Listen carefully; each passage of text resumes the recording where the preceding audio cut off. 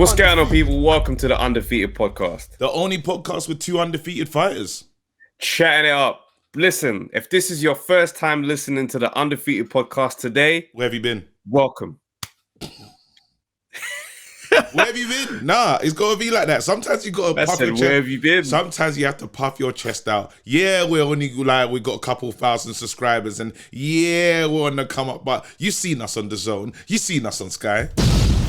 Sometimes you got to say stuff like that, bruv. Sometimes light reminders. But if people don't know who we are, what we do, we're just two comedians trying it up. But it gets better because it's barbershop energy. You're going to listen to this pod today and be like, what are they saying? We might even infuriate you, or we might just make you happy.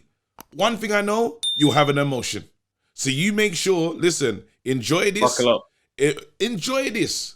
Come on this journey with us. And anything we say that you don't like, there's always Monday. Monday Night Smoke. No other show gives you that, where you can disagree and call in and say, big man, I don't rate none of your takes.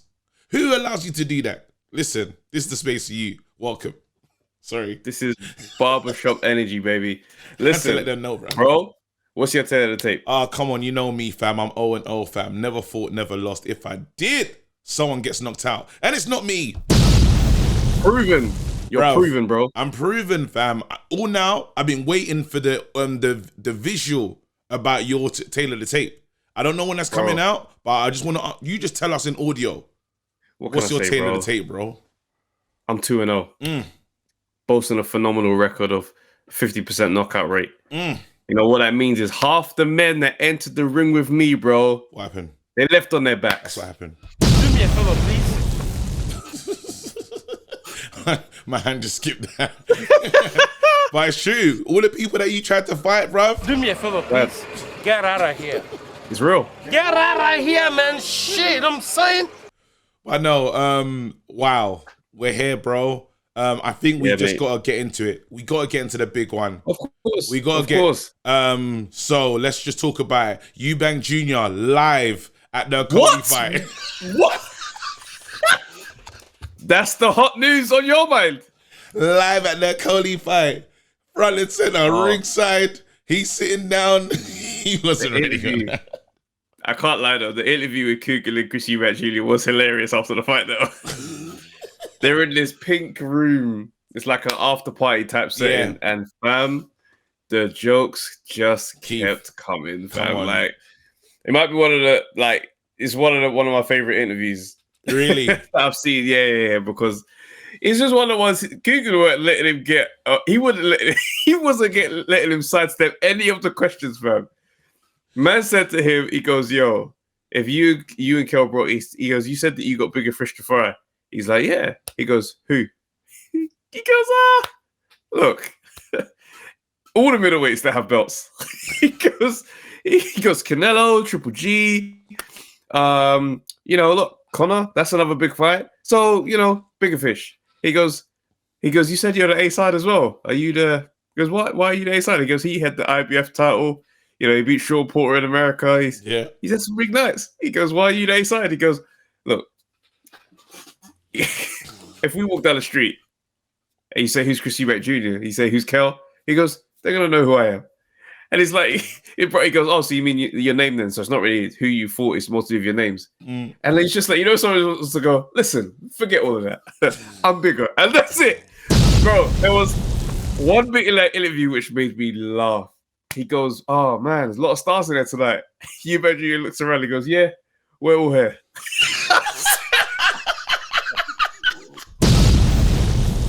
Nah, but as confidence goes, as confidence goes, that's up there. That's up there. That's top level. Sometimes you can't do. That's top level confidence. You know what I mean? And this is why. It has to be the lead topic, bro. I'll tell you straight. I'm a fan of Eubank Jr., bro. He entertains. Don't tell me that he's gonna fight on a Saturday night and you're gonna think, no, you're gonna watch it. He's not. It's a big deal. Yeah, he's not. Yeah, you're gonna watch it. You're gonna watch it. But bro, sorry, I can't. I've got to reliving that moment where I said, "Yeah, all the big names are out today." He goes, "Yeah, we're all here." I said, "Jeez." Nothing in him said, "Nah, maybe turn it down for this one." No, but they're all in the house though. They're all in the house, and as far as he's concerned, he's one of them names, bruv. I know, but it's just so funny hearing to it. It's funny hearing it. It's funny hearing it, bro. Anybody else I'm would looking just over be your like, shoulder. yeah, it's a big night. Yeah, it's a big night. Oh, sorry, man. But yeah, so I was just joking as well about that starting point, but after a while I started to enjoy it. But really, what we need to talk about, what we really need to get into is Fury, like usually we record straight after Monday Night Smoke. We heard a press conference was happening and everything had to change. We said, listen, cancel. Of course. Cancel. We'll do it after the press conference. To mine and Travis's amazement, to our shock and bewilderment, they started inviting people. Bamboozle. They started inviting people to the table. And I thought to myself, that's a small table. That's looking like one of them tables that, you know, that when you go to a picnic and there's only one family showing up. It didn't feel like the long one. It felt like the one you could just fold in the middle and put in the back of the boot of the car. Yeah? So it didn't give me, there's a lot of heavyweights that are going to sit on that table energy. It didn't give me Trainer. It didn't give me Adams. It didn't give me none of that. I didn't see the usual what I expect. Could this be the man? Obviously, I didn't see Savage Dan. I didn't see the team. The faces I need to see. The faces I need to see were not in attendance. And I understand, you know, BT, do your thing. But bloody hell, bringing out Frank, who was livid from minute one, yeah, to close a press conference, still livid. He's still livid right now. And you know what it's his birthday yesterday. And it was his birthday. He ruined his birthday. Dillian, what? How dare you ruin? He's a staple in this boxing game, bro. Not with Frank. 40 years. Frank is. If I say Frank, so that guy Dillian, he's gonna go off. He's getting off. But yeah, we saw that, furious. And then Fury comes out by himself. So now, Travis, I'm gonna ask you the question. What's your thoughts on it? I'm sure we'll be in two different places at times in this back and forth. What's your thoughts on the whole thing? Was it a good decision by Dillian not to show up for the press conference? What was your thoughts on the presser altogether? Let's talk. As I saw, as it was happening, I was thinking to myself, because I was even tweeting through it, I was just like, I'm not sure yet if this is a good thing that he's done it. But it's interesting watching how this is playing out. Yeah. Because you see Tyson Fury really trying to hold it down as far as entertainment goes. And you know when you're looking at someone, and I don't know, obviously we can go to comedy examples on this, but like, you know when you see a comic and he's forcing it. He's trying to fight to save this one. Yeah. And I'm looking at Fury and I'm thinking to myself, this is not working. Yeah, That's all it was. I was like, this ain't working. This you by yourself thing. Man's going back and forth with Frank Warren like he's Jaden and Styles P fam. I was like, bro, stop gassing each other up. That's not what we've come here to hear. These men are sitting there like, how much did you get paid for that one? Oh, not too much. Oh, you should have had me in your corner. Oh, yeah, I wish. Bro. No one cares for this. Nah, all right. So my thoughts is, it's that one as a stand-up comedian where you think you're going to be doing a massive show. So it happened to me. I got booked for like a show, yeah. I arrived, yeah, and it was like in Surbiton or something random. Yeah, and it was just like mums, like, but they were just there to like, they were just there to get presents for their kids, but there was like maybe like 8 or 9 mums in attendance, but the hall was massive. Yeah, so these jokes, and I was thinking, you know, I'm still gonna be a comedian, I'm still gonna be professional, I'm gonna tell these jokes, brother. It wasn't their place for my material. They just was there to collect toys for their kids and go home. They weren't in it. They weren't involved. And you could feel it in the crowd. You could feel when Tyson Fury said, I'll have a dance-off with anyone. Who wants it? And then one woman goes, yeah. And I knew that. And I knew that was part of his team. That could have been his wife. That could have been his wife. I was thinking, no. And because it's the awkward when you do a call and response to an empty room and it's nothing's happening. Like, there's nothing going on in there. Man said, make some noise. They said, all right. Like, you know the sound, because it's a bigger room, innit? So the sound's not really, the sound's not sounding the way it needs to sound. And it's a shame because it didn't give me the effect. I wouldn't watch that and buy my tickets. Are you with me? I'm not watching that now. That I didn't believe sell the fight. I like Tyson Fury, so I'll still just buy a ticket anyway. But I'm saying, go on. I was gonna say the flip side. The flip side to that is, whilst the press conference, as far as press conferences go, didn't sell the fight, the spectacle this has created a story. Because whilst I was watching it, I was thinking to myself, on one hand, I was like, it would have been nice if Dillian was there. He should have been there, man. I don't give a shit what anyone says. But I look at how upset Frank is and Tyson is about this, and I can only say to myself, well, people keep banging on about mind games. That's a mind game in itself. It's mind because game. Because we know the story. We know the story. The route has been nuts. The money thing, that, like, how long has he been waiting for a shot to finally get a shot? And then they underpay, man. His money's guaranteed. 300 years. His money, 300 years. That was funny. His money's guaranteed. Yeah. He doesn't benefit from making this thing a massive success. So where he's looking at and he's feeling that bitterness, never forget also how Frank Warren was going on when he lost to Povetkin. Yeah. So the last person he wants to help in any capacity is them, man. So when he's saying to these guys, Frank revealed today, man said, "Don't put my face on the poster." Do you know how hilarious that is? No. Do you not know that? Come on, Trav. Make Tyson Fury versus question mark. How do you sell that? No. It's bro, it's like ridiculous. he's an unlocked character. Just dark. No, so I've got some. Let's look at it at both sides. Let's really see the positives and the negatives from this thing, right?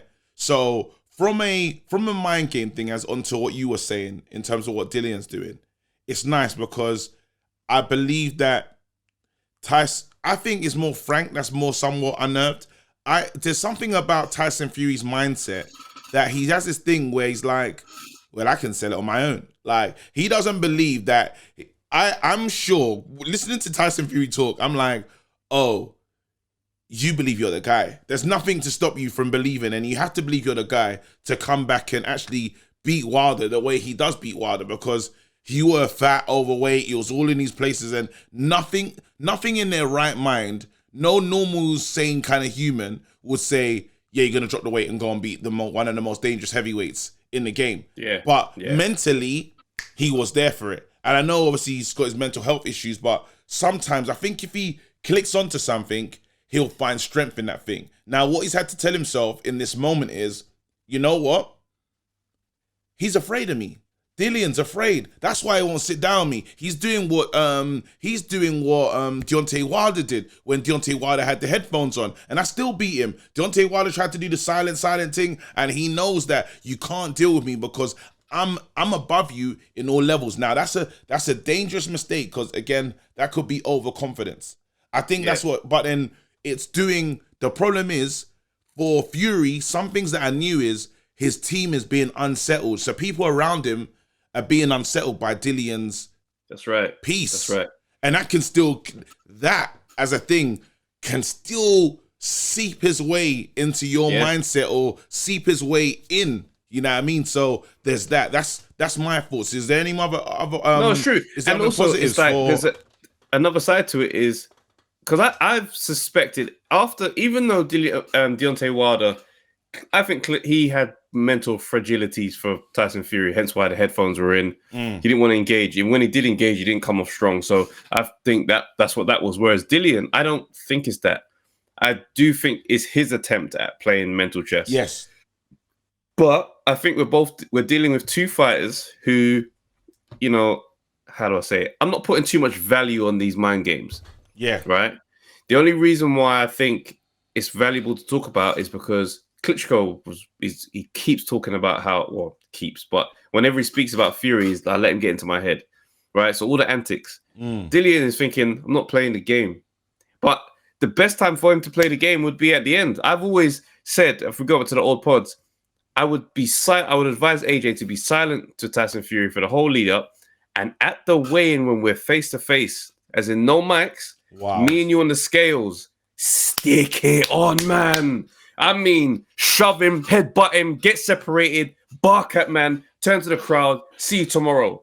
finish it like that. That is the number one way, because like it or not, whilst I don't necessarily think silence is going to unnerve and mess him up, the feeling of I don't know what you're doing, you've never done it before, that it either gasses you up to make you think, he's scared of me, or it makes you unsettled and think, what's he going to do different this time? Yeah. So for me, I look at this angle and I think this is the best way to deal with Fury. All right, and I'm glad that we got here, because this is the part that I'm saying, maybe we just take a bit of a turn in the road and stuff, in terms of, you want to ask yourself, where was you at that moment? Where were you? Like, the whole build up, there's something special about a heavyweight fight. There is, and unfortunately, I understand it. I understand that Dillian saying, well, I ain't got to do nothing. Like, if you lot don't pay for my the private jet to take me there and this, that, and the other. And the fact that they didn't have that jet booked before, it's dumb. It's stupid. Dumb. They took him lightly. I think they definitely took him lightly in terms of the lead up, because have that stuff arranged. Yes, it's gone to purse bids and not the usual stuff that should happen is not happening. It doesn't mean you don't treat him like this is an elite fight. That's good for both of your legacies. And this is what we're going to talk about, is it's a legacy moment. Now, for this to work, now Dillian is saying, I'm winning. He can't do the lead up like this and not win.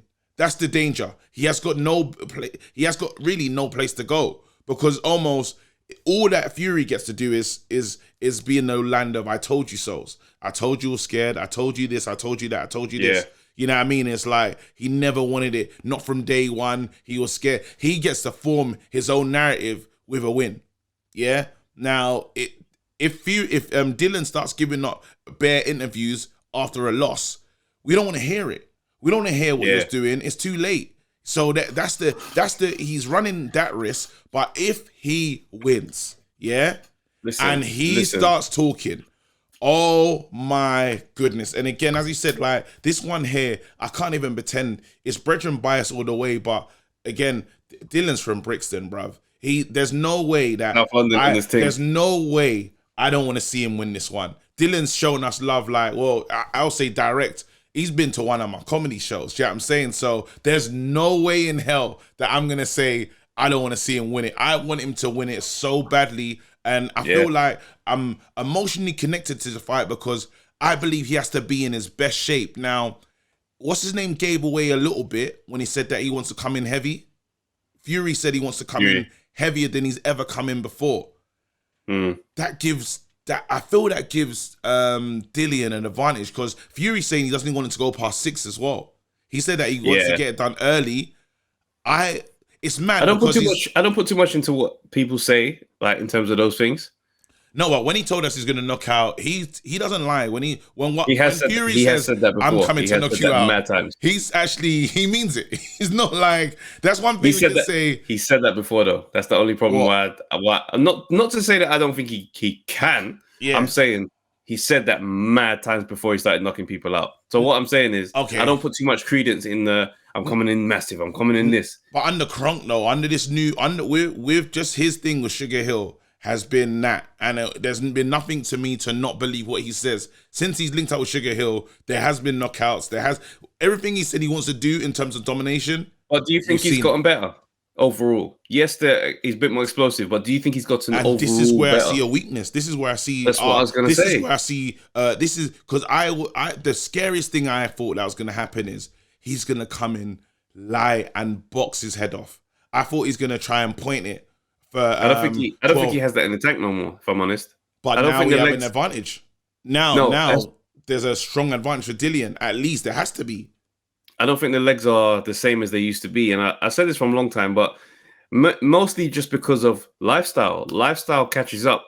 Yeah, I mean, the legs are the first thing to change. Yeah. So not that I necessarily think he's going to be an easier picking, he's not going to just be easy to beat because of this, but the fleet of foot Tyson where he could move around and herky jerky all night long. Yeah, that's gonna change when you start getting bigger. We've not seen him go 12 at that size. And he wants to go heavier as well. So that's what I'm saying. This is the thing. So it could be it's like it could work out as an advantage, it could be a disadvantage. We don't know. Obviously, We don't know yet. This is We don't what know. happens on the night, the day of the fight. I think he's probably tried to go heavier because he believes there's weaknesses in Dillian's chin. He's looking at Dillian and he's saying to himself, Yeah, of course. I think I can hurt you. I think I have the power. I've seen you go down to a Povetkin. Yeah, and he's in Fury's head, he sees himself way above a Povetkin. Way above a Povetkin best shot. That's what he's thinking. So he's saying, you know what? If I go in heavy, I'm going to land because I'm that good at boxing that I'll definitely land and hit you clean on the chin with something you won't believe coming. But then at the same time, now he's cumbersome and coming forward. You're not going to get to bully. You're not going to get to bully Dillian the way you bullied Wilder because he knows about the rough. Wilder had to learn everything in that last fight when he's linked up with a new trainer. He tried to learn all these new tricks at that point, and it was too late. Do you know what I mean? He lasted all of 2 rounds. Yeah, you couldn't learn. But the problem is, you're not talking to someone that doesn't know how to roughhouse. He's learned those. He's been in those matches where it has to be a bit naughty. It has to be you have to do the stuff that it's the dark arts of boxing, I like to call it. Are you saying Dillian's been in there? Dillian knows it. He's read the book. He's read the book twice over. Do you know what I mean? Done his own notes. This is the difference. So it's one of those ones. It becomes a pick'em. Do you know what I find interesting here is when I hear Frank and Tyson both said the same thing about legacy. Yeah. When they look back, and it's funny because when you hear somebody start making a point and you think, oh, that's actually going against the point you're trying to make. So basically he goes, end of the day, no one cares who the managers are, who the promoters are. When we look back at the fight, no one cares who the manager or the promoter was. All we care about is the fight. And as he said that, I was thinking to myself, you're undoing your point here because you're trying to say that Dillian has messed up by not being there. And, when he looks back and his kids are going to say, Dad, where were you? And I'm like, no, they're not going to say that because the fight is going to happen. Yeah. The fight is the thing. Like, this stuff is wonderful for us. Yeah. But when we go back to those old classic fights, I don't sit back and search a Prince Nassim press conference. I look at the Prince Nassim highlights, cuz. No, but now you don't. No, I don't get me wrong. I know what you're saying. No, I remember that they were go back and excited watch because Lennox. I still go back and watch the Lennox and Thingy one, the Lennox and Tyson one. Yeah, because you watch to see if they're gonna fight. You watch to see the exchange. You watch to see aggression. Yeah. But what I'm saying is the lead ups to these things. There's bare big fights here that we'll go back and look at the highlights of that we won't watch the presser. So I'm with you. The presser falls in line with the point he's making. He's like, bro, at the end of the day, the fight is the main thing. If Dillian goes in there, knocks man out, none of this stuff matters. Also, if he goes in there and they have a classic fight, even if Fury wins, none of this matters. I promise you, it changes nothing. No, you know what? I understand what you're saying, but then that's just us like becoming like true Dubois, isn't it? In terms of like, we'll just turn off and fight. Do you know what I mean? It's like, I don't want us to look at it like that, like, because I want the entertainment. Do you know what I mean? Like, we do because we're in the content era. Okay. We're in the content era. We've got IFL, Boxing Social, we got all of them, all these channels that can give us a different take. Yeah. So the lead up to it, we're just like injected with the content. Look what that Amir Khan Kelbrook week. Every time I saw a pop up, a new thing they're saying. But at the same time, all that matters is the fight. Yes. So it's one of them ones where it's like, I do understand. I'm in the same era as you. Yeah. And it's gonna take a time where it does turn up. But I think what Dillian is doing is the best thing for Dillian. He's playing, and I think in the way he's been handled in his whole lead up by the WBC, from the way they just didn't want to acknowledge him as a mandatory, now they're underpaying him. Dillian should do what's best for Dillian every step of the way. He has to win this route. This is the ultimate back himself route. This is the ultimate. That's right. Because that's right. What you do now is if you're blackballed if you don't win. Like, you don't make friends. You haven't made any friends. You've done everything. You've locked yourself off. But you're not. If you got the WBC title, you can't blackball the person with the WBC title. If you're the heavyweight champion of the world, you can. Really, as a whole WBC champion. How many times has AJ tried to fight Wilder, bro? How many times has Eddie Hearn tried to get one of his fighters to make a fight? The way these men but collude, it's where the promoters where the can belts move, are, it can though. happen. Where the belts are, it does it because think about it now. We got the situation that Usyk's in. So let's just call them belts out of rotation at the moment, as far as I'm concerned. It'll be even wrong to even discuss what happens with those things. So now there's really only one belt in play. Yeah. There's one belt in the mix, yeah. WBC. Yeah. Let's get it going. Do you know what I'm saying? Because let me see the person that turns up and says, oh, we got to take them belts off him. I don't think that's happening. You know what I mean? In terms of what you call it. So now there's one belt in play that we all need to go for, which I kind of like in boxing because there should just be one champion, to be honest. That would be better. We'll get all the fights that we need to see, but I digress. I look at the situation, especially the one with the whole purse thing, right? Because they referenced it a couple of times, like, yeah, and this feels nice to be part of the biggest purse bid in British boxing and all that kind of stuff. And I'm like, you know what? So basically, there's a way this thing works, right? Or the way this thing can work. I don't know for sure this is the case for this one. But when you're bidding, yeah, and your fighter is the main fighter, yeah. So let's say you're my main fighter, yeah? You're my Tyson Fury. Man's gone into the bid now. I've said to you privately, we're just going to agree 20 mil for the fight. That's that. I'm going to go in there and I'm going to make sure that I secured. I'm 127 mil. Bang. Biggest purse bid in the thing. It means nothing. We have an arrangement. 20 mil is guaranteed to be yours. No matter what this fight does, that's our deal. And this happens a lot in boxing. So when Frank is out here dining on the fact that, we won the bid and da-da-da-da-da, secretly, men are sitting there looking, thinking, well, you didn't though, did you? You're not going to pay but that one's for Eddie Hearn, though. That one's really for Eddie. So with him doing that, that's not about us. The flex. The flex is about him and Eddie Hearn. Remember, there's been, I don't want to call it inferiority complex, but there's been him telling us I've been in this business for 40 years. Well, we know. But he needs you lot to know that respect my thing. Do you get what I'm saying? It's like anyone that's telling us respect me is rattled by something that's happening. And we've seen it before because Eddie Hearn came into this game doing the most in terms of he just became Eddie Hearn is bigger than some of his fighters on his roster. He's massive. Yeah. Do you know what I mean? And usually you don't see that. Well, Frank Warren, he fit the old model of I promote the fighter, I'm kind of behind the fighter, but it's not really about the Frank Warren show.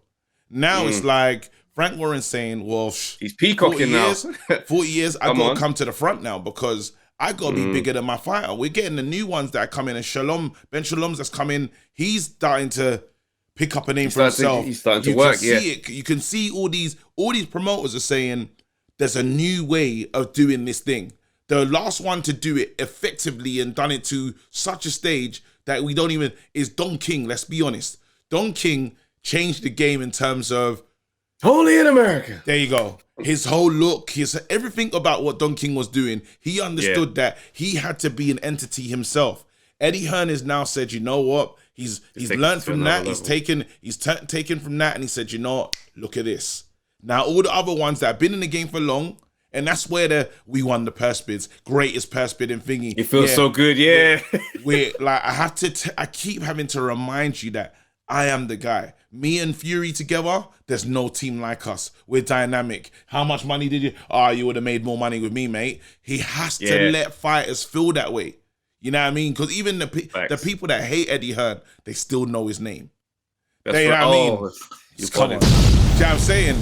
But then But you know what's nice? What's interesting is this watching this chess match unfold because on the other side, whilst they have a fight-by-fight relationship, you can tell their relationship is still very much closer to fighter and promoter. Yes. He's just one of the ones he's giving him freedom to go out and do what he wants to do. Yeah. But Eddie Hearn is in this thing from when he's done an interview a couple of weeks ago and he's just like, yeah, I want to see him not participate. You don't have to do anything. Contract signed. Your purse is set. Like there's no benefits for you. Do what you want. Okay. And then Dillian comes and does exactly that. So for me, I'm looking and thinking, no, this is still it's still them match. Still running. Again, it's still, and that's the furiousness because it's like it's meant to be my party, bro. It's meant to be a big celebration. Like all people should be talking about is look what Frank's done. And if let's say Dillian was there today, Fury and Dillian would have had something would have happened today, and he would have won the whole boxing world with just everyone talking about their fight. Are you with me? Yeah. And that's what Frank really wants. It's like, oh my goodness, look what Frank has given us. Unfortunately, remember, we shelled out big money. We won the purse bids for the whole, literally BT were like, I can't wait for when he turns up. And even the guy from BT, the Reebok Adam Smith, I can't even remember his name. You know what I mean? He's then like really disappointed. You know, the main, damn it, I can't remember his name. He's on the stage with him. He invites everyone out. Does the I know the guy. Yeah, you dark know, hair, black hair. yeah. He's disappointed because he's like, we promised in the world of BT, we promised amazing excitement. You lot have invested because you think you can clip all this up and have a madness on, because social media is still very important. Yeah, I mean, bro. Those interactions, we want to see the push and everyone getting crazy. Tickets go on sale tomorrow, bruv. Now it's all about, if you're a true Fury fan, you're buying those tickets. But if you was on the edge and you're thinking about buying a ticket, you might just say, you know what, I'll get closer to the date. Yeah. Now it's one of the situations where you say, you know what, it's true. Tickets are available, but I might just buy them on lastminute.com, or what's that little app that you can get the vouchers and stuff? Voucher. Not picking up the Fury fight on Voucher, fan, because that they didn't sell it to me. I'm sorry. Check this out. Here's the bombshell. This is a bombshell. Tyson Fury has claimed that he will retire after the Dillian White fight. I saw that coming. This is the final fight of my career. I'm retiring after this. $150 million in the bank. Healthy, young. I'm going to buy a massive yacht abroad. I'm retiring. I'm out. This is my final fight. I'm done. And this is the guy that people wanted to negotiate step aside for Usyk. I saw this coming. But I think, and I'll be honest, this might be the first time. No, it's not the first time. I always say this guy chats crap. But he's definitely chatting crap. What? He ain't leaving nothing. This is a promotion tactic. Because them man are now realizing we didn't sell today. It didn't look good. We didn't sell wonderfully. Yeah. So I need more dramatics. I'm going to retire. This is the last time to see the Gypsy King in person. You're saying Jay-Z Black Album, but there's three more albums coming after. Yeah, that's right. That's right. No, but wait, hold on. No, but there's a part in there, because a question was asked him today. Yeah. Hilarious. There's a question asked him today. Don't put retirement past him, by the way. I'm not putting it past him. A question was asked. They talked about legacy and what next, and this is it, because they said, you know, you've had 2 careers pretty much in this game. Yeah? Yeah. This second phase has been something. Because the man asked the legacy question. Yeah, you fought Wilder 3 times, but the fights that we were waiting to see, they're here now, almost. That's right. How do you feel about that? And he kind of shut that down in a sense. He's like, well, yes, I've had 2 careers and I'm enjoying this part now, but it didn't sound like a man that thought he's got a long way to go in this thing. It sounded like, I'll fight Dillian, and maybe, I don't know, but in his head, he's like, because he talked about legacy and stuff, he said, will they say that I was like Lennox? I don't know why Frank Warren's coming out with the... Man thinks he's better than Lennox. No, it wasn't Fury. Fury never said that. It's very Frank clear. said it. Frank said it. Frank, you're moving mad. Yeah? Outrageous. That was a mad statement. But then, it's weird because Fury talks about legacy, but he must know that you can't finish like this. Can't finish like this. You can't finish like this. You need 2 more fights, 2 more big fights, and we'll have to talk about you with the upper echelon of the guys. If you can fight Usyk, you can fight AJ, no one can talk to you. Let's be honest. You can go off into the sunset. If he retires without fighting AJ, horrid. It's outrageous. It's outrageous. And I don't care. Only if I don't AJ care loses about to the Usyk. loss to Only if AJ Usyk. loses to Usyk again, then it's like, there's no point. Yeah. I mean, you can come back for a retirement fight. You can come back and do the Amir Khan 10-year special one down the line. But then even then, I still say bang it, bro. Because you want to say you're like Lennox and that, but Lennox didn't leave nobody's name on the table. But was Lennox fighting total? Like, if a guy's finished, if he says that the guy's done out here, like he didn't win his rematch and stuff, why am I gonna fight him? Fam, and man, bro, Styles make fights. I hate saying that because it's such a cliche, but it does. Him losing to him means nothing about how you and his fight is gonna go. Do you understand? You look at the 5-4 era. Sugar Ray and Marvin Hagler and all them men mixed it, bruv. Certain men won, certain men lost. It didn't define who came who. It's only when they all fought each other, then you could say, rah, yeah, Sugar Ray Leonard sits at the top of this hill. No, but so when I look at these men, like, oh, you lost to Usyk, I'm not going to fight you. No, get out of here with that, this is the thing. If I beat Dillian and then beat Usyk after he's it's beat still AJ it's a twice, strong, yeah, it's a strong like, thing. Raw, like, I'm just fighting. What am I fighting AJ for? If I'm Fury right now, if I was to beat Dillian and then beat Usyk convincingly as well after AJ couldn't win, I don't need to, like, why? You can't tell me, you can't convince me why I need to fight that person. Is what I'm saying. Of all of these men, and however this thing goes next, the big money fight is AJ. Of course. That goes without saying. And I don't know Fury is able to walk away from pound notes like that because he's never had those offers. So for me, I'm like, bro, get that talk there. You're trying to sell Dillian White fight. Dillian didn't show up. Let's throw everything at this. Yeah, that's what this is. And when people are saying that, because I've seen a couple of people saying, "Oh, Dillian's being ridiculous, man. It's unprofessional." I say, fair enough.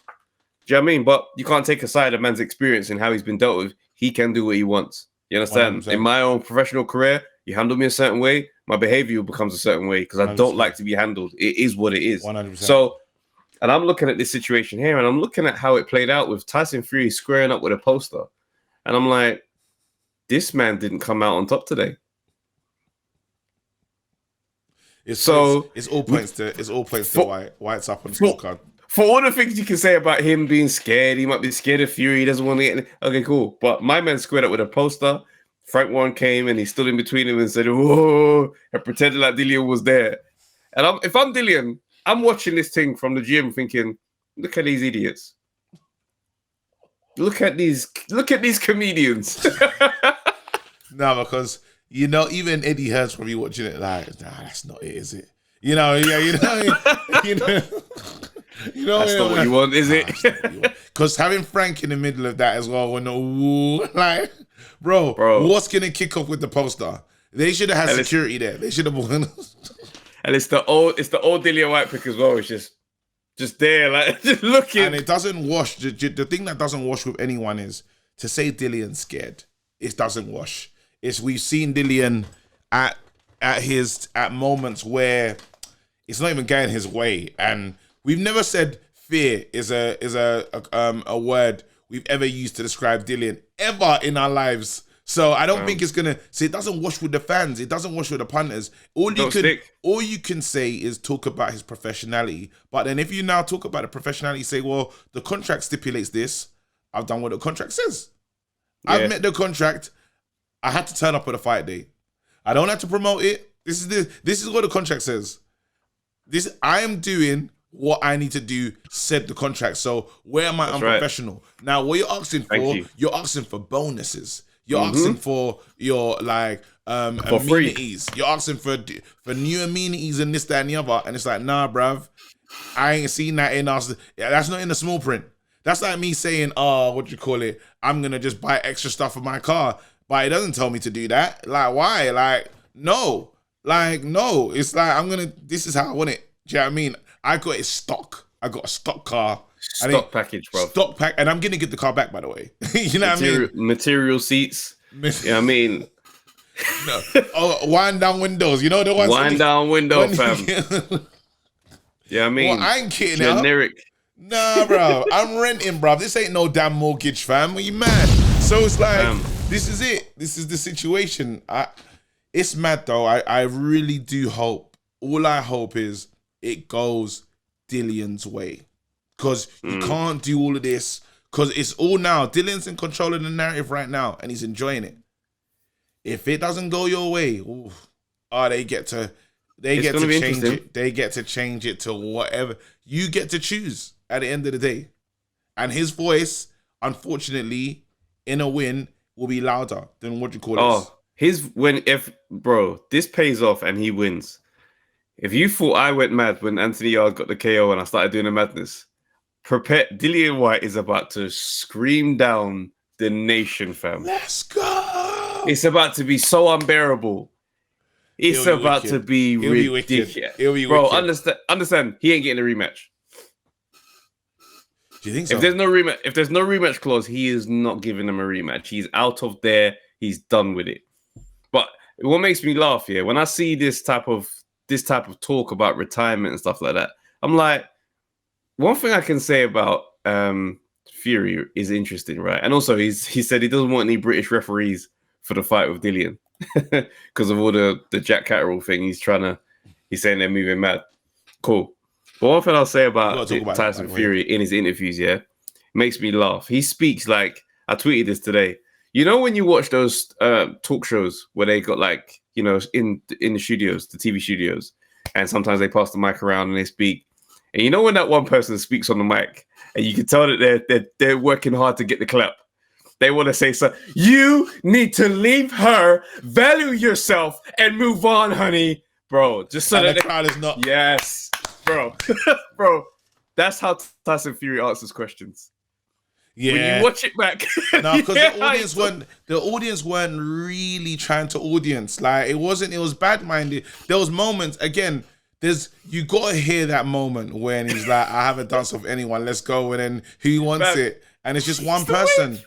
No, man, that's not right. That's not right. That again, there's things that I gotta say. Your box office and I didn't feel like I could. Even the press, it felt like so bunched together. It felt like it just didn't feel right. There was usually it didn't feel like we were in the presence of a superstar. That's what happened. Yeah, they undersold it. They did. Yeah, because you can tell when you're in the presence of a superstar. You know why? Because the journalists are excited to talk to you. Bro, these men cannot wait. Some of them are tripping over their words because, oh my gosh, he's here. Floyd, when you were in there with May, and bro, you can hear the jittery. No, all my days I'm chatting to Mayweather, fam. No, but I can tell you why the feeling of why the press were like that. There was no jeopardy. There was no if you asked the question that the other guy was going to be upset with, or if you showed a bit too much favor and bias in your questioning, you'd feel nervous. There was no one there. There's no one there. Gareth A. Davis is in the audience, bias is already in the air. No, so, I'm saying that as in there's no one there to even. Nothing can happen. I can answer a clean question. There's nothing can happen. There's never going to be excuse me, what do you mean by that? There's never going to be a moment of, oh, I've said the wrong thing. Because that's what happens usually in a press conference. Like, you never want to say, you want to ask a question that's almost clean, but then you don't want to upset the fighters on stage. Bro, there's one fighter there. Yeah? Where are we going with this? I've got all the time in the world because I know they're still trying to kill time. I know, I'm like, you know what? I got a couple questions. I'll wait. You know what I mean? We're not going anywhere. They need me. Those media guys were sitting there like, we're the show right now. We're the show. You need me to get these questions off because now you're just gonna be sitting there for 30 minutes doing what? Doing what the hell you're gonna be doing. And that's the shame. I think what their manager should have done, they should have rescheduled that one. Because not having him there, even if it was via Zoom or something. No, they should have paid up. They should have just paid up. Or they should have done that. Meet his demands. You've had your way in every other department that's made him unhappy in this way. Yeah. If you want this thing to be the best product for yourself, you're gonna have to start playing smart ball. Yeah. So if you think you're gonna be able to just treat Dillian like some second-rate guy, you can tell him how to behave. No, can't. Contract sign. He'll show up when it's time his fight time if that's what you want. Yeah, I think there'll be some more of these moments. And what's so cool, I saw a video of Dillian just in the gym not speaking. So now we know it's super intentional. And he panned down to the sweat on the floor as in just working. So that is again, stuff like that is unnerving because you're saying to yourself, bloody hell, like this guy's training, his head is in the right space. he's probably had, I don't know, 1,000 camps since he's been in Portugal, but he's going to be ready for this one. I'm going to fight the best Dillian. And that's something that Tyson did allude to, but we have to talk about this Jack Catterall thing. We can't not talk about it. This weekend, last weekend actually, we got some wicked boxing. And one thing we have to do is, me and you dismiss Jack in the worst, like, we dismissed him. And I think we're not the only ones that did it, but like, all I was thinking, I made the cardinal sin of overlooking a fighter and thinking about Crawford. I was thinking about what's next for Taylor. And I was just trying to be more excited. Bruv, what we got that night, and it's a shame because there should be a new unified champion. There should be. Facts. There should be a new unified champion. It still doesn't make sense. You know, the British Boxing Board of Control, I don't even know if I said that right, but they said they're going to investigate into it. And, you know, honestly, their investigation is going to be like when the police investigate themselves. Like, you know for a fact, these men are going to come out and say, everything was above board. We didn't find anything wrong. Everything was above board. I agreed in all the scorecards. Yeah, of course you do. So for me, I'm like, the only way this is going to change, right? Because now the conversation is now, how do we correct boxing and what's wrong with it? Yeah. Because this is what's wrong with it. Like, you look at the amateur level at the Olympics and stuff like that. That's how funding and stuff gets stripped back, you know? Yeah. When this whole thing starts to look chaotic, people say, you know, we're not pushing this thing to the front like that because this needs to be uniform. Yeah. So it needs to get refreshed. And the way I think it happens... How do you think you do it? What do you think we do? People ain't gonna like this. What ideas do you reckon would be good for? Like, well, you know, I saw an idea from Jake Paul, which he said that 2 judges, so it should be 6 judges, 2 sit together, and they have to agree on what their card is. So that way there's somebody that they have to speak to hold it to account. I thought that was quite interesting. But you can just pay off 2 judges, though. If I pay off those 2 judges, I'm good to go. Anytime it's reliant on manpower, anybody can be paid and be bought. So that's the kind of thing where we can't really get out of that. But as far as the whole system, there needs to be a shakedown, whether it's a shake-up of personnel. Because you got to remember, like, you know, the British Boxing Board of Control, they're like old-time situations. You understand? They're like regular TV in a streaming era. So, you know, they've got their ways that they do things and they keep it in-house. And so like Eddie Hearn said, he goes... Analog. They're still analog when we moved into still on analog settings. Yeah, fam. They still got old rules that they'd not even want to undo with the whole Len Johnson situation. Yeah. So it's that boys club vibe. Do you know what I mean? Even Eddie Hearn, that's how he described it. And he said it's like very much we protect our own type vibe. Yeah. So the whole thing needs to go if we are to see change. Straight like that. Change has to happen in little, like, just... gradually, right? So there has to be a new, even the scoring. I think someone came on, was doing Monday Night Smoke, and someone said maybe you should change the scoring and what the rounds look like and stuff, and what are like the 10-8 rounds and stuff like that. Like and a half point rounds. Half point rounds. You know, there's got to be little things that are done that just is clear, but then it's still, it's like, it's so subjective, right? Because you can give someone you can take away a point when they're like, why they take away the point? They've been doing that all day. That's not fair. Like, and he's not even the one that caused that moment to happen. You taking the wrong point away in this moment. You know what I mean? So now it's like, it's so difficult because, again, it's, do you like the inside fighting? Do you like the one that fights on the outside? That's the part. Do you like the part. What's to say what is superior? What's to say what is the superior boxing style? And what about when the guy is someone that steals the rounds in the last 30 to 40 seconds? That's when they get busy and put off the big shots.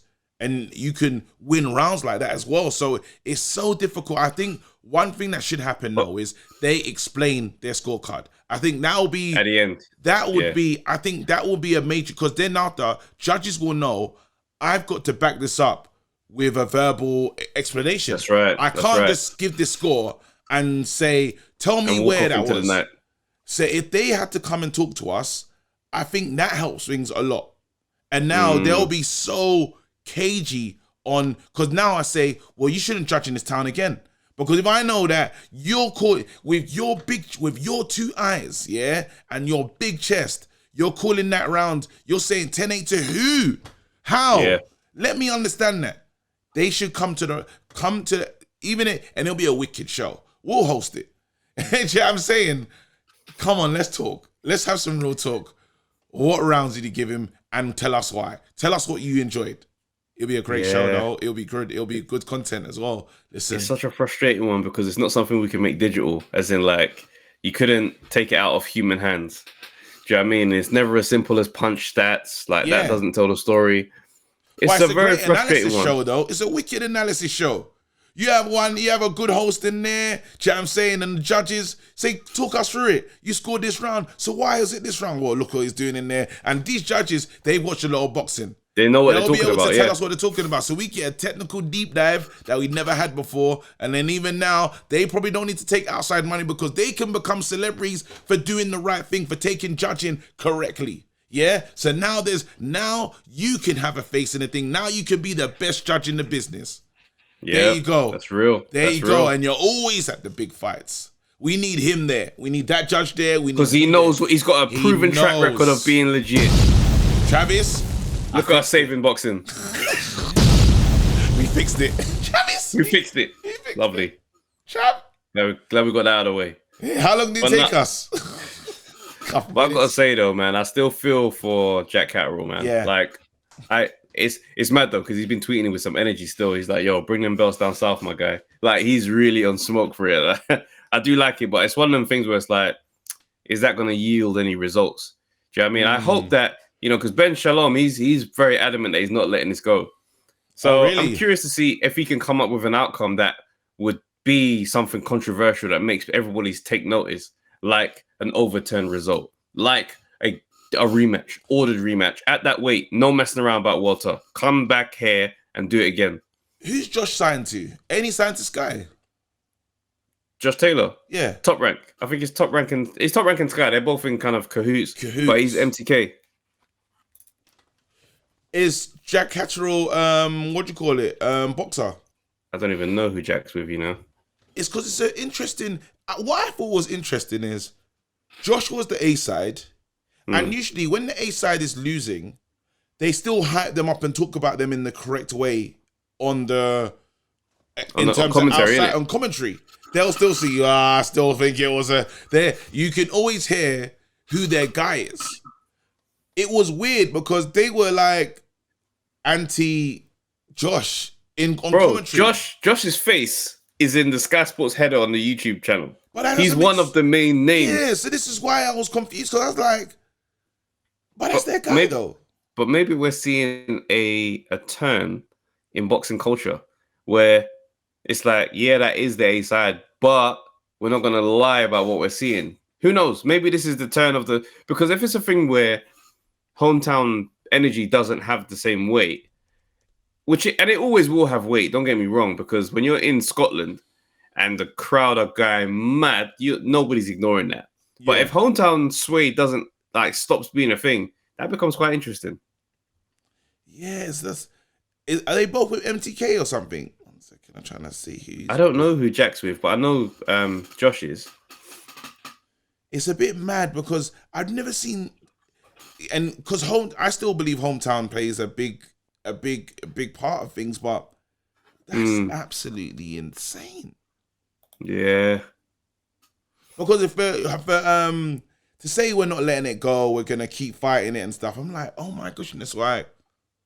Is it Ben just wanting to look correct in this thing so people can trust his operation and people can trust fighting on his network? Is that why he's doing it? Or can I go ask myself, so why are you doing that? What's the motivation? Yeah, for real. What's the motivation? I think because he did say he used to look at certain results on shows and think, what the hell's going on? So I reckon what he's doing is now realizing, whoa, I'm the promoter in this moment. Now I understand saying Eddie Hearn in this predicament where it's like, I actually didn't have anything to do with this.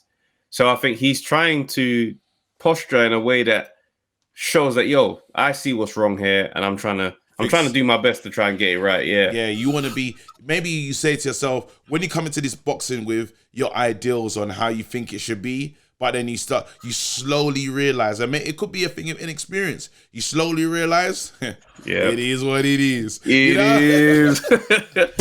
A house stays the same. The house always wins. Because certain times, how many times we've seen this in boxing? How many times we've been here?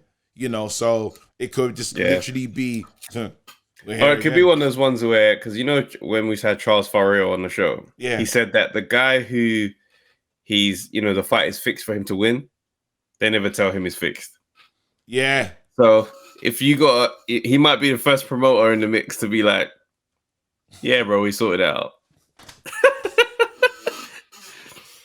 And that's a hard conversation to have, and that's a hard realization to come to, especially when you're on a new face of boxing. Of course, he knows what's going on secretly, like in terms of, but he don't know to what level or what sway these things, and how when the machine decides. Because right now he's probably gonna get the shock of his life when that the letter from British Border Control comes through, and it says, we see nothing wrong with this. We see nothing wrong with this, and we'll continue to carry out this high level of service that we've always carried out. Yeah, but it's gonna be that bullshit at the end. Is that we strive to make sure we eradicate any, and we look forward to hearing from you any feedback from you, which will be kept on file. And then hear this out, watch. We now order Jack Catterall to fight for the vacant WBA title. Just the one belt. No order straps, just the one.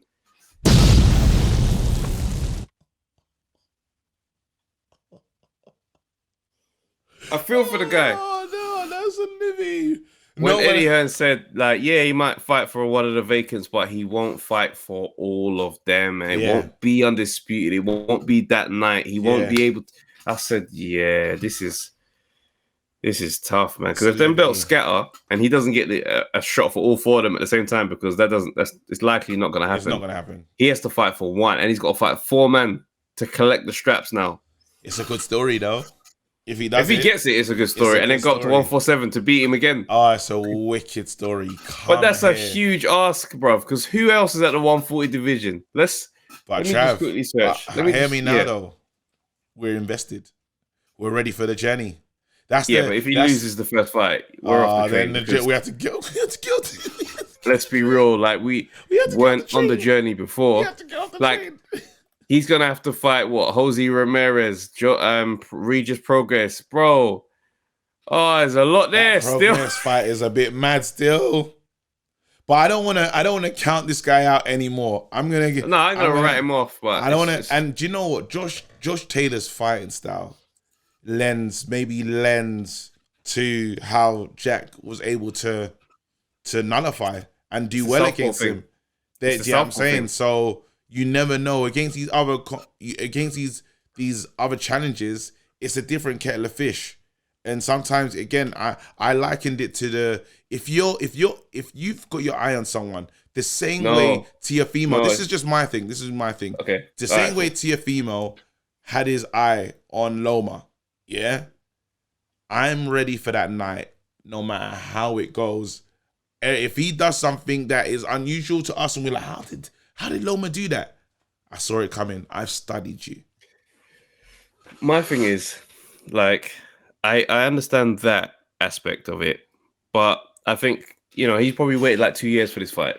Yeah. Do you know what I mean? The story is not crazy. It's more a case of all right, I've worked my way up the mandatories. I'll let you do your thing. So you owe me the fight. Let's have it. But Josh Taylor's a southpaw. There aren't that many southpaws, not that many lefties. Yeah. So when you're a southpaw, you're more comfortable fighting orthodox fighters. Yeah. It looked like he didn't have much southpaw preparation for the fight. Okay. So you're in there with this guy that you can't quite work out. He's southpaw and he's doing a shoulder roll. So now you're dealing with these dynamics that you probably aren't used to. Like when you fight an orthodox fighter, the southpaw is just enjoying that dynamic because I'm always going up against you, man. You, man, don't always get to go up against guys like me. Yeah. So now he got hit with a similar type of energy. He's got this tricky southpaw in front of you, and you can't lay a glove on him properly. You can't nail him. You land a couple here and there, and I think it was a lot to do with that, and a lot of people saying he's dead at the weight. So, they can probably order a rematch at the weight, but I think they're saying it's catch weight. They're saying it's potentially catch weight. If it's catch weight, the title still on the line? I don't understand. I hope so. That's all I hope. You know, but then, so this the point I was making, especially, I get what you're talking about in both, you know, the Southpaw issue and stuff like that. Yeah. But then the flip side is, I believe Lomachenko is better than Kambosos. I'm sorry, like he is. Oh, he is. Do you know what I mean? But you didn't prepare for that. And sometimes when you got your eye on a certain challenger, when you got an eye on a, like you've done all your homework, all the preparation is 100% correct, those nights go for you. You know what I mean? When it's like, certain times it's like, how did Teofimo lose to Kambosos? That's what sometimes we got to say to ourselves, we couldn't believe what he did against Lomachenko. It doesn't even make sense. And that's probably why, and no disrespect to Kambosos, but everyone wants to punch you up. Everyone, yeah? Because not like your food, but they see you as not the guy. Yeah? These men have been avoiding each other for time. All of a sudden, they all know everyone knows your number, everyone knows your email address, like they're on it, sending offers. Why? Because, yeah, I mean, and I think Teo just made a mistake. He didn't do his homework. The preparation, and a lot of men will get caught out because they were ready for that one fight of their life. Kell Brook, we use that analogy as well. Kell Brook, had Kell shown that level of dedication, that level of thingy his whole career, we'll be looking at his career totally different. Had he shown that same attention that he gave to Khan to every single person that he went in the ring with, we'd say, bloody hell, look at this. But he admits, I weren't up for it. I weren't, and that's the thing. That is the mistake that some of these guys are making. So we'll see what happens, is all I'm saying. Jack, everybody in your head, everyone's Taylor. If that's what you need to tell yourself. Everybody's Taylor. And right now in your head, you're undisputed champion, bro. Like, that's it. Like, you know what you did in there. That's right. We all saw it. We all saw this thing play out. Hopefully justice is carried out in a shocking turn of events. No, there won't be. But, you know, I wouldn't say hold your breath on that. Yeah. Don't hope for justice and peace, bruv. We've been saying it for years and still here. The inquiry has found no wrongdoing. And on that wonderful note, guys, thank you for tuning in. I hope you enjoyed the podcast. If you did enjoy, please hit like, leave a comment, get involved in the discussion, share with your mates. Yeah. And man, we'll see you next week. Peace. Yo, people, thanks for watching the Undefeated podcast. Make sure you like, subscribe, share, leave a comment, and all that good stuff, man. This is the place to be.